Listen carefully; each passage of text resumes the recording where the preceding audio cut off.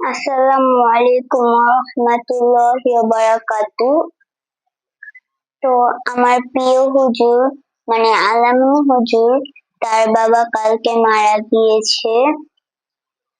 তো আমি কালকে ছিলাম না, আমি গিয়েছিলাম হসপিটালে। তো আমি জানতাম না যে তার বাবা মারা গিয়েছে। আমার বাবা আমাকে বলেছে, শুনে অনেক খারাপ লাগলো। খারাপ লাগারই বিষয়। তার হায়াত হয়তো এ পর্যন্ত ছিল, আল্লাহ তাকে নিয়ে গিয়েছে। আল্লাহর যাকে ইচ্ছে তাকেই তো নেবে। আল্লাহর উপরে তো আমরা কোনো কথা বলতে পারবো না।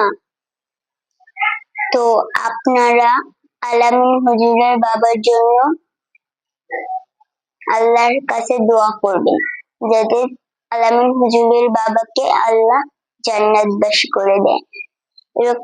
এবং আলামিন হুজুরের জন্য দোয়া করবেন, যাতে আল্লাহ তাকে ধৈর্যশীল দান করেন এবং নেক হায়াত দেন।